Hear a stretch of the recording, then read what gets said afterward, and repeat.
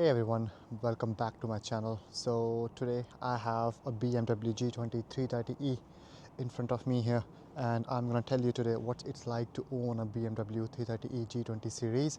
And I have this car for I have had it for almost 2 years now, and I'm gonna show you everything from its drivability, its comfort, and mileage and everything. So let's get on to it. So today the BMW 330e has no battery in it and no electric boost, no hybrid system. So basically the hybrid system will be unavailable since I have no battery in it. Most reviews don't show you this, but this is the version you will live more than you actually think. Alright, so before we go any further, let me quickly explain what this car actually is, because a lot of people misunderstand the 330e. Now, what's under the hood? This is a 2-liter 4-cylinder turbo petrol engine paired with an electric motor that's integrated into the gearbox. Together, they make around 292 horsepower, and the power goes through BMW's 8-speed automatic. So this isn't an electric car with a petrol backup. It's a proper petrol BMW with an electric motor helping out when it can. Now, battery and charging. The battery itself is about 12 kilowatt hours, which on paper gives you roughly 40 to 50 kilometers of electric range. In real life, it's closer to 25-35 kilometers, depending on the weather, traffic, and how you drive. Especially in the winter seasons, the the range drops slightly by like 4 to 5 kilometers. So at the moment, if I charge it, this will give me around 25 and 30 kilometers on a single charge. The make or break point now.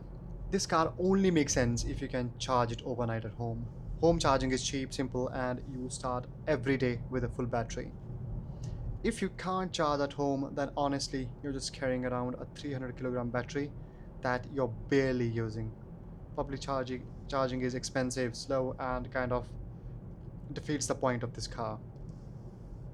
So for example, like if I want to charge it at home overnight, this will cost me around a euro 20 cents, 30 cents tops. But if I want to charge it at a public stop, this will cost me around 6 euro easily.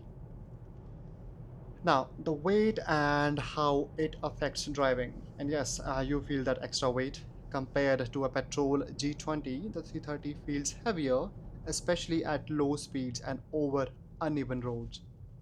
You'll sometimes notice small jerks when the car switches between electric and petrol, particularly in traffic. It's not a deal breaker, but it's sometimes you will notice.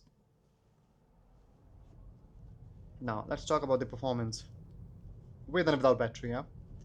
Even with the battery completely empty, the car is still quick. You have got a turbo petrol engine doing the work, so it never feels slow or underpowered.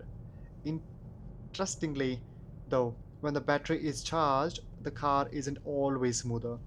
That transition between electric and petrol can sometimes feel abrupt, especially in a slow start driving or traffic.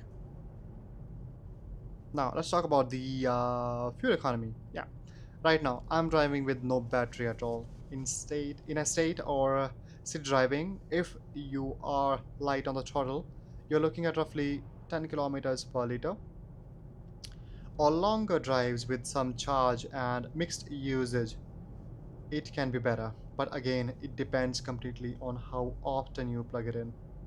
This car rewards discipline. It doesn't magically save fuel if you don't charge it. Now, the boot space and practicality. One clear downside of the 330e is boot space. Because the battery sits at the back, you lose a noticeable amount of space compared to a petrol 3 series.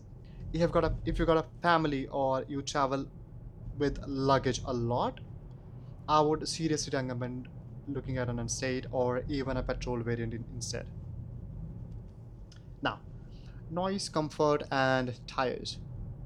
Comfort wise, it's very much a 3 series. Stable on the motorway, easy to live with, no complaints there. Road noise is actually very low, but tires make a big difference. Well, I am running a Michelin Pilot Sport 4S, and they're excellent, especially in the wet season. Lots of grip and loads of confidence. Now let's talk about the reliability. Now this is the part people always ask about. I have done 100,000 kilometers in this car. No issues, no breakdowns, no hybrid problems so far. All I have done is regular servicing. So from a reliability point of view, it's been completely stress-free to me. Now, last but not least, who this car is actually for. So, here's a simple answer for you guys. If you can charge it at home, understand the compromises, and want a comfortable, quick daily that can run electric sometimes, the 330e makes sense. If you can't charge it at home, you are probably better off with a petrol 330i, 320i, or something else entirely. So that's been my real experience after 2 years and 100,000 kilometers. No hype, no sales pitch, just how it actually is. If you got questions, drop them below, and in the next video, I'll go deeper into running cost, charging habits, and whether I would buy this again or not. If you like this video, please like, share, and subscribe.